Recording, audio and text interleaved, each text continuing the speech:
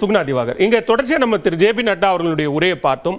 நிறைய விமர்சனங்கள், ரொம்ப நேரடியான டைரக்ட் அட்டாக் அப்படிங்கிறது வந்து திமுக மீது தான் இருந்தது. அந்த டிஎம்கேவே அவர் எப்படி சொல்றாருன்னா டைனஸ்டி மணி ஸ்விண்ட்லிங் கட்ட பஞ்சாயத்து பார்ட்டி அப்படின்லாம் சொல்றாரு. கடுமையான விமர்சனங்கள் தொடர்ச்சியா முன்வைக்கிறார். மீண்டும் மீண்டும் அவர்கள் தொடர்ச்சியா சொல்லக்கூடியது என்னன்னா, ஏடிஎம்கே ஒரு புகரம் சொல்லுச்சு, இது ஏடிஎம்கே வெர்சஸ் டிஎம்கே கிரவுண்ட் தான் அப்படின்னு சொன்னப்ப இல்ல இது பிஜேபி வெர்சஸ் டிஎம்கே கிரவுண்ட் தான்ங்கிறது தொடர்ச்சியா சொல்றாங்க. திரு நித்யானந்தம் என்ன சொல்றாருன்னா, ஆளுங்கட்சியா இருக்கிறவங்களுக்கு தானே எதிர்க்க முடியும் அப்படிங்கிறாரு. எப்படி இருக்கு கள நிலவரம், உங்களுடைய அப்சர்வேஷன்?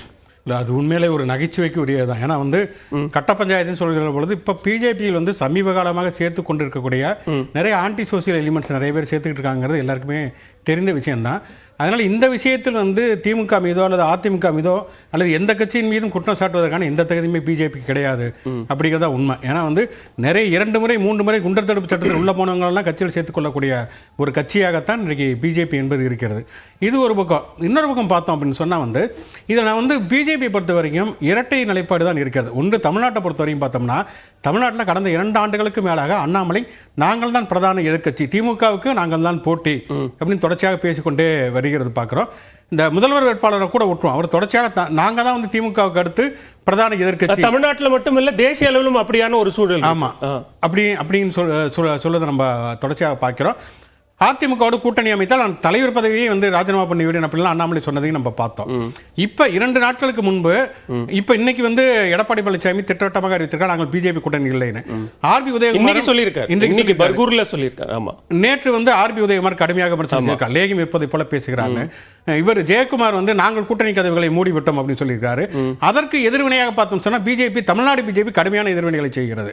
நேற்று பார்த்தீங்கன்னா ட்விட்டர் ஹேஷ்டேக்ல வந்து எடப்பாடி பழனிசாமியை தனிப்பட்ட முறையில் தாக்கி ஒரு ட்ரெண்டே வந்து அவங்க வந்து ஹேஷ்டேக் வந்து இன்றைய கூட்டத்தில் ஒரு ஆட் ஆன் பாயிண்டா சொல்றேன். இன்றைய கூட்டத்தில் பேசின பாஜகவினுடைய மூத்த நிர்வாகிகளே, நாங்கள் விற்கக்கூடிய லேகியத்தை நீங்க வாங்கி சாப்பிட்டா நிமிர்ந்து நடக்கலாம் அப்படிங்கிற மாதிரியான சொற்றொடர்களை எல்லாம் பயன்படுத்திக்கிறாங்க. அந்த வார்த்தை போர் என்பது கடுமையாக தொடங்கி இருக்கு. இது முழுக்க வந்து தமிழ்நாடு பிஜேபி செய்வதை பார்க்கிறோம். அதிமுகவை கடுமையாக விமர்சிக்கிறது, திமுகவுக்கு நாங்க தான் மாற்று அப்படிங்கறத தொடர்ச்சியா பண்றாங்க. ஆனால் டெல்லியிலிருந்து வரக்கூடிய பிஜேபி தலைவர்கள் எல்லாமே இதற்கு மாறான ஒரு நிலைப்பாட்டை வைக்கிறார்கள். இப்போ சுதாகர் ரெட்டி போன வாரம் போயிட்டு வந்தாரு, அவர் என்ன சொல்றாங்க, அதிமுகவோட நாங்க இன்னும் தொடர்பில் இருக்கிறோம், வெயிட் அண்ட் சீ அப்படிங்க. ஆமா, அதிமுகவோட கூட்டணியில் இருப்பதா இல்லையா என்பது டெல்லி தலைமை முடிவு செய்யுங்கிறாரு. அமித்ஷா வந்து வெளிப்படையாகவே கூட்டணியின் கதவுகள் திறந்து கொண்டிருக்கின்றன அப்படிங்கிறாரு. ஜே.பி. நட்டா இன்றைக்கு வந்திருக்காரு. நீங்க சொன்னது மாதிரி அந்த கூட்டத்தில் வந்து திமுகவை தான் விமர்சிக்கிறார் தவிர அதிமுக விமர்சிக்கவே இல்லை. திமுக விமர்சிப்பதை நம்ம புரிஞ்சுக்க முடியும். சித்தாந்த ரீதியாக 2 எதிரெதிர் கட்சிகள் திமுகவும் பிஜேபியும். அகில இந்திய அளவிலேயே திமுக விமர்சிப்பது என்பது இன்னைக்கு ஜே.பி. நட்டா தமிழ்நாட்டில் பேசுறது மட்டும் இல்ல, மோடி நாடாளுமன்றத்தில் பேசுகிறார், ஏவாவில் பேசியதை நிர்மலா சீதாராமன் பேசுகிறார்.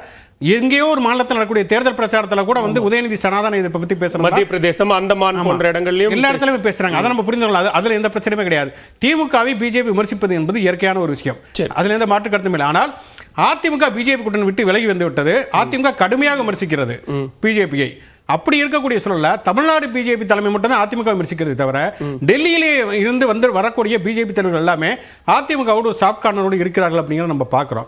இங்க அதுலயும் கூட அதிமுகவுல ஒரு விலக்கு இருக்கு. என்னன்னா, இங்க அண்ணாமலையை தமிழக பாஜகவை மட்டும்தான் அதிமுக கடுமையா விமர்சிக்குது. தேசிய தலைவர்களையோ அல்லது குறிப்பா அமித்ஷா அவர்களையோ மோடி அவர்களையோ அல்லது மத்திய அரசின் மீதான விமர்சனங்களையோ இன்னும் கூட கூட்டணியிலிருந்து வெளிவந்த பிறகாக கூட இன்னும் வெளிப்படையா திரு எடப்பாடி பழனிசாமி முன்வைக்கல அப்படிங்கிற அந்த விமர்சனங்களும் இருக்குல்ல, அதையும் சேர்த்து. அதுக்கு 2 காரணம். ஒன்னு என்னன்னு பார்த்தோம்னா, அவங்க வந்து மோடியையோ கிட்டத்தட்ட ஒரு 4 ஆண்டுகளுக்கு மேலாக வந்து அவங்க வந்து பிஜேபி கூட்டணியில் தான் இருந்திருக்கிறாங்க.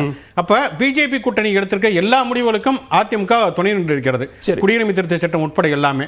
அதனால இவங்களால கடுமையாக எதிர்க்க முடியாது. இன்னொன்னு, ஐடியாலஜிக்கலாகவும் வந்து திமுக அளவுக்கு அதிமுக பிஜேபிக்கு மிகப்பெரிய அளவில் ஒரு எதிரியாக அது இல்லை. அதனால அவங்க நேரடியாக மோடியையோ அல்லது பிஜேபி ஐடியாலஜியோ விமர்சிக்க வேண்டியதில்லை. இன்னொன்று, அண்ணாமலை கடுமையாக அதிமுக விமர்சிக்கிற பொழுது அதற்கான எதிர்வினைகள் செய்ய வேண்டியதாக இருக்குது. நம்ம நல்லா கவனிச்சு பார்த்தோம்னா, அண்ணாமலை வந்து கடுமையாக அண்ணால இருந்து ஆரம்பிச்சு எடப்பாடி பழனிசாமி வரைக்கும் விமர்சிக்கிறப்ப செல்லூர் ராஜு, ஜெயக்குமார் மாதிரியான 2ஆம் கட்ட 3ஆம் கட்ட தலைவர்கள் தான் விமர்சனம் செய்து கொண்டார்கள். ஒரு கட்டத்தில் தான் தவிர்க்க முடியாமல் எடப்பாடி பழனிசாமி விமர்சனத்தை வைக்கிறார் அப்படிங்கிற நம்ம பார்க்கிறோம்.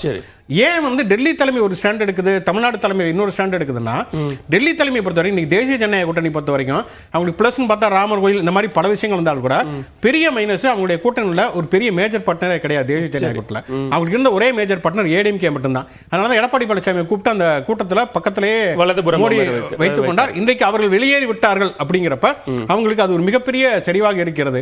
அதனாலதான் மறுபடியும் அதிமுகவோடு கெஞ்சி கூத்தாடி கொண்டிருக்கக்கூடிய ஒரு நிலையில தேசிய அளவிலான ஒரு பாஜக தலைமை இருக்கிறது அப்படிங்கிறத யதார்த்தமான. ஒரே ஒரு குறுக்கீடும் குறிப்பும், தேசிய தலைமை பாரதிய ஜனதா கட்சியினுடைய தேசிய தலைமை அதிமுகவை கடுமையாக விமர்சிப்பதில்லை என்பதுதான் இங்கே வந்திருக்கக்கூடிய குற்றச்சாட்டு. தேசிய காங்கிரஸ் தலைமை அதிமுக விமர்சித்திருக்கிறதா? இல்லை இல்லவா? அப்போ மாநில தலைமை கூட விமர்சித்தா எங்கேயும் காணும். அப்போ அந்த மாதிரியான சூழ்நிலையில் காங்கிரஸ் அதிமுக நெருக்கம் கூடியிருக்கிறதா என்ற அச்சம், அந்த ஒரு ஐயம் வரத்தானே செய்யும்.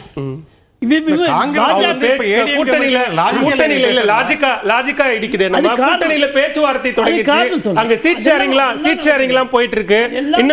இன்னும் ஓரிரு தினங்கள்ல இடங்கள் இறுதி செய்யப்பட்டு பட்டியலே வெளியாகிற நிலைமையெல்லாம் இருக்கு. இன்னும் 2 மாசம் இருக்கு, அது எல்லாமே நடக்கும். ஆனால் சரி, சனாதனம் இந்து தர்மம் என்பதை 3 மாநிலங்களை இழக்குவதற்கு காரணமாக இருந்தது என்பதை அங்கே உள்ள காங்கிரஸ் தலைவர் நம்ம சரவண பெருமாளுடைய முதற்கட்ட பார்வை இன்னும் வாங்கல, நம்ம பேசிடுவோம். அழுத்தம் இருக்கிறதுனால திரு சரவண பெருமாள், தற்போது சொல்ல மாட்டேங்கிறீங்களா? கள நிலவரம் அப்படின்னு பார்க்கும்போது தற்போது இருக்கக்கூடிய சூழல் என்ன? பாரதிய ஜனதாவுடைய கூட்டணி கணக்கு என்பது தமிழ்நாட்டில் பலிக்குமா? அனைவருக்கும் மாலை வணக்கம். அதாவது இந்த கூட்டணியை பொறுத்த அளவுக்கு ஒரே ஒரு பாயிண்ட்டை மட்டும் நான் கிளாரிஃபை பண்ணிக்கிறேன். அதாவது விமர்சனங்கள் அதிமுகவை தேசிய தலைமை விமர்சிக்கவில்லை, அதே மாதிரி அதிமுகவுக்கு ஆதரவாக இப்போ இந்தியா அலையன்ஸ்லேயே நம்ம பார்த்துக்கிட்டிங்கன்னா ஒரு கட்டத்தில் எப்போ அதிமுக பகிரங்கமாக பிஜேபி கூட்டணியில் எங்கள் கூட்டணியில் கிடையாது, நாங்கள் அதுலேருந்து விலகுறோம் அப்படின்னு சொல்லும் பட்சத்தில் சரத்பவார் என்ன சொல்லியிருக்காருன்னா, அதிமுகவை எப்படி நாங்கள் இந்தியா கூட்டணியில் இணைக்கிறதுன்னு நாங்கள் யோசிப்போம் அப்படின்னு சொல்லி ஒரு தகவல் இருக்கு, பரவலாக பேசப்பட்டது. அப்போ அது நான் 2-3 இன்ஸ்டன்ஸில் அவங்க ஐடியா சொல்லியிருக்காங்க.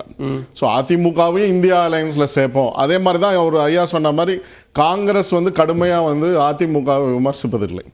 ஸோ இது என்ன டைனமிக்ஸ்ன்னு பார்த்தீங்கன்னா, இந்த இப்போ இருக்கக்கூடிய சூழ்நிலையில் எப்படியாவது பாரதிய ஜனதா கட்சியை வீழ்த்த வேண்டும் என்ற ஒரு போக்கிலே, மோடியை வீழ்த்த வேண்டும் என்ற போக்கிலே இவர்களுக்கு ஷார்ட் ஃபால் வரும்போது, அதாவது 250 சீட்டு தான் பிஜேபி ஜெயிக்கும் என்ற பட்சத்தில் இங்கே இருக்கக்கூடிய கட்சிகள், அது திமுகவாக இருந்தாலும் சரி அதிமுகவாக இருந்தாலும் சரி, ஒரு 25 சீட்டுகளை கொடுத்து அங்க கூட்டணிகளை சேர்வார்கள். சரி, அதுதான் இவர் என்ன கேட்டார்னா, லாஜிக்கலா பார்க்கணும் அப்படின்னா நீங்க எலெக்ஷன் அலையன்ஸ் அப்படிங்கிற அந்த வியூகத்துல ஒண்ணு பாருங்க, இன்னொன்னு கொள்கை கோட்பாடு அப்படிங்கிற அடிப்படையில் பாருங்க. இப்போ தொடர்ச்சியாகவே தேர்தல் வருவதற்கு முன்னதாகவே திமுக கூட்டணியில் இருக்கக்கூடிய கட்சிகள் மாநில அளவிலும் சரி தேசிய அளவிலும் சரி பாஜகவை பிரதமரை எதிர்க்கக்கூடிய கட்சிகளாக இருந்தவை ஒன்றிணைந்திருக்கிறார்கள் ஒரு பாயிண்ட். இப்ப காங்கிரஸ் ஏன் விமர்சிக்கல அப்படின்னா, இங்கதான் அதிமுக பவர்ல இல்லையே, அதிமுக விமர்சிப்பதில் என்ன நோக்கம் இருக்கு? தேர்தல் கூட்டணி அப்படின்னு வந்தா வேணா அது லாஜிக் அப்படின்னு எடுத்துக்கலாம். ஆனா அப்படி இல்லாததை நம்ம எப்படி அதை பொருத்தி பார்க்க முடியும்? அரசியல்ல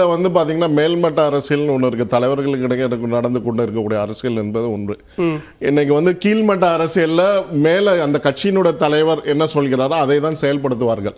அதுதான் அந்த பார்வையில தான் நம்ம பார்க்கணுமே ஒழிய, அந்த மேல்மட்ட அரசியல் என்ன நடந்து கொண்டு இருக்கிறது யாருக்குமே ஒரு கணிக்க முடியாத ஒரு சூழ்நிலை இருக்கிறது. அந்த வியூ பாயிண்ட்ல தான் நான் சொல்றேன். ஆகையினால இதுல பாத்தீங்கன்னா இன்னொரு விஷயத்தையும் சொன்னாரு நம்ம தனியாரசு சார் சொன்னாரு, அதாவது விமர்சிக்கவில்லை அப்படின்னு வின்னபிலிட்டி, அது வின்னிங் தான் எப்பவுமே எலெக்ஷன்ல மைய பாயிண்ட். பொன் வில்சன் சொன்ன மாதிரி ஸ்டாலின் ஐயா அவர்கள் 27/11/23 அன்னைக்கு அவங்க கட்சி ஃபங்க்ஷனரிஸ், டிஸ்ட்ரிக்ட் ஃபங்க்ஷனரிஸ் ஒரு தனியார் ஹோட்டல்ல மீட்டிங் நடந்தது. அதுல அவர் என்ன சொல்றாருன்னா, வின்னிங் கேண்டிடேட்ஸ்க்கு மட்டும் தான் நான் சீட்டு தருவேன், டிஸ்ட்ரிக்ட் ஃபங்க்ஷனரிஸ் நீங்க வருத்தப்படாதீங்க, கூட்டணி வெற்றியை நோக்கி தான் நீங்க பயணம் பண்ணும். அது அவர் சொன்ன விஷயத்துக்காக நான் சொல்லிடுறேன்.